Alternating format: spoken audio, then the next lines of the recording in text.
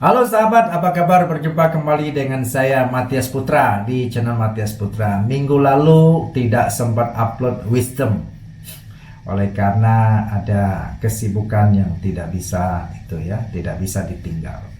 Jadi kembali, jadi teman-teman, kalau saya tidak bisa upload, teman-teman bisa lihat video-video wisdom minggu-minggu sebelumnya di sebelah kanan atas yang teman lihat ada klik di situ ya kan ya. Untuk mendapatkan wisdom sebelumnya. Oke, ini menarik teman-teman ya. Jadi kita akan melihat perkembangan terakhir tentang perubahan zaman, perubahan dunia terutama. Jadi jangan kemana-mana, jadi tetap tonton sampai tuntas untuk mendapatkan hal-hal yang menarik dalam hidup ini. Teman-teman, minggu lalu kalau tidak salah saya memberi satu wisdom yaitu tentang Oktober Kelabu. Jadi kita melihat banyak peristiwa yang terjadi di bulan Oktober di dalam hal tentang bencana dan juga malapetaka. Seperti kita lihat bagaimana terjadi dimulai di Kanjuruhan di Jawa Timur sana karena menyangkut sepak bola yang menyebabkan kehilangan nyawa lebih dari 100 lebih. Lalu disusul dengan peristiwa Halloween di Korea Selatan di Seoul sana yang juga memakan korban kurang lebih juga 100 lebih. Lalu disusul lagi pada bulan Oktober juga di India, jembatan Tahu-Tahu roboh juga makan korban di atas 100 orang. Dan kita melihat ini ketika video ini saya rekam barusan sehari sebelum terjadi mengenai tentang bencana alam, yaitu tanah longsor, gempa bumi terjadi di Cianjur ya. Jadi sebelumnya saya merasa turut berduka atas korban-korban maupun kepada keluarga yang kehilangan kepada teman-teman dan yang telah kehilangan sanak famili dan keluarga akibat bencana tersebut. Atau juga kita berdoa supaya cepat pulih bagi mereka yang masih tertolong tapi terluka saat ini dalam perawatan ya. Jadi kiranya Tuhan yang akan memberi pemulihan dan memberi kekuatan penghiburan bagi keluarga yang kehilangan. Bagi Bapak Ibu yang telah kehilangan keluarganya dalam peristiwa tersebut. Nah, hal yang saya ingin mengajak kita merenungkan adalah seperti saya bilang sebelum-sebelumnya tentang video-video sebelum bisa lihat tentang gejala-gejala dunia atau tanda-tanda dunia kiamat begitu, oke? Jadi ya sudah, kalau kita nggak mau mikirkan kiamat, tapi yang jelas menurut saya ini bukan sebuah kebetulan. Kita tidak tahu apakah bumi ini sudah mulai tua sehingga banyak bencana yang terjadi di mana-mana. Ya. Atau memang perkataan Isa Al-Masih sendiri yang mengatakan bahwa tanda-tanda kedatangan kembali ke dalam dunia ini akan didahului peristiwa-peristiwa seperti kelaparan. Dan saat ini kita tahu dunia sudah masukin krisis, banyak negara sudah mulai kelaparan. Kemudian manusia semakin jahat, katanya kan, kejahatan manusia sudah semakin gila. Kemudian kita lalu perang ya antar bangsa melawan bangsa ya, kita lihat bagaimana dunia saat ini peperangan tidak pernah berakhir, satu mulai bereda, satu lagi mulai naik kan.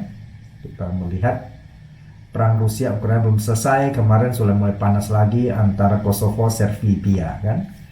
Lalu muncul lagi peristiwa yang kemarin gempa di Cianjur itu yang memakan korban begitu banyak. Saya dengar lebih dari 200 orang jiwa ya.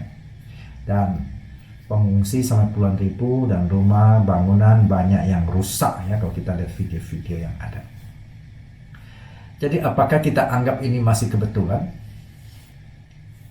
Bumi ini sudah tua, atau memang Tuhan yang lagi murka.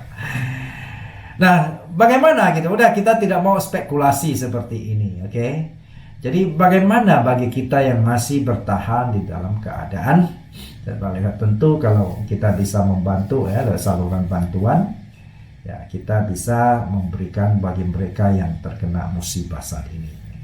Dan kita dengan teman-teman dari organisasi-organisasi kelembagaan kemasyarakatan, organisasi sosial, yayasan-yayasan sosial sudah mulai kirim bantuan ya. Kita bersyukur supaya ini bisa membantu mereka untuk sementara yang di dalam kesulitan mendapatkan makanan dan obat-obatan. Oke. Baik. Sekarang bagi kita, dalam arti kata yang masih selamat ini, apa sikap kita? Bagaimana kita mau respon peristiwa ini? Apakah kita hanya menanggapi dari segi logika, logik, dan asumsi saja? Tentu saya pikir kurang bijak. Nah, oleh sebab itu saya akan membacakan satu statement wisdom daripada King of David atau Raja Daud. Ya, kita akan melihat apa yang dia katakan. Oke?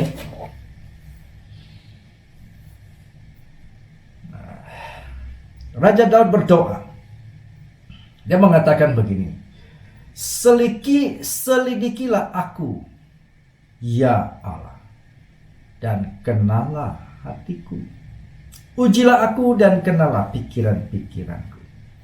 Lihatlah apakah jalanku serong dan tuntunlah aku di jalan yang kekal. Ini menarik ya, dua statement ini. Jadi Raja Daud kita tahu bahwa dari muda sampai ia meninggal ia sangat setia, sangat taat kepada Tuhan. Sehingga di dalam segala kondisi pun dia terus ya mengintrospeksi diri, evaluasi diri, bahkan dia meminta Tuhan yang menyelidiki hatinya supaya boleh kasih tahu dia dalam pikiran-pikirannya apakah dia ini berlaku serong, berlaku tidak benar terhadap sesama manusia, bagi terhadap Tuhannya sendiri.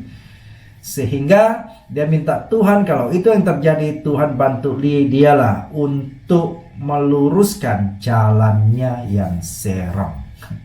Ini luar biasa, tidak gampang semua orang. Yang ada adalah ketika terjadi masalah, musibah, tekanan, manusia lebih cenderung mencari kambing hitam, barangkali terhadap sesama manusianya, bahkan ada yang mencari kambing hitam terhadap penciptanya. Nah, ini yang sangat naif ya teman-teman. Jadi Daud ini berbeda gitu. Jadi setiap kali dia menghadapi kesulitan, tekanan baik dari pihak musuh maupun dari misalnya ya dari hal musibah alam, kelaparan yang dia selalu mencari Tuhan dan dia meminta Tuhan mengevaluasi terhadap hidupnya. Apakah ini terjadi akibat daripada kesalahan yang dibuatnya?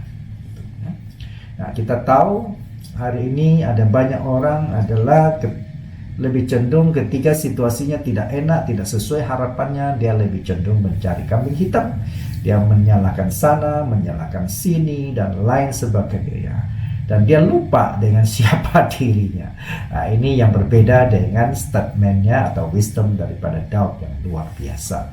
Jadi teman-teman, saya berpikir ini kalau ini tanda-tanda adalah tentang kedatangan atau akhir zaman, maka saya pikir tidak ada salahnya masing-masing kita mari ya, kita minta Tuhan untuk menjaga hati kita. Bukan kita merasa diri kita adalah malaikat, apa merasa diri kita ini adalah wah ini wakil Tuhan ini ya, dan sebagainya, selalu cenderung menghakimi orang, memvonis orang dan lain sebagainya. Marilah di dalam kita sudah melihat ya, alam sudah mulai tidak sahabat yang kita tahu alam itu adalah ciptaan Tuhan. Tetapi mari kita ambil waktu untuk merenungkan siapa diri kita, apa yang sudah kita lakukan ya. Kalau kita yang terbatas, kita minta pencipta yang untuk membantu kita boleh membuka hati dan pikiran kita. Kita minta dituntun agar apa yang kita lakukan benar-benar Dan dengan demikian, seperti minggu-minggu sebelumnya saya katakan, ketika terjadi persoalan, maka manusia tidak bisa kita harapkan karena sangat terbatas untuk bisa melindungi kita. Penguasa pun terbatas, ya kan? Tetapi yang paling tak terbatas dan maha kuasa, dan kita ini adalah bagian dari ciptaannya, adalah Tuhan itu sendiri. Makanya juga Daud sendiri juga ngomong minggu-minggu lalu mengatakan bahwa dia mencari perlindungan dari Tuhan, karena Tuhan itu adalah gunung batuku menurut Daud, ya kan?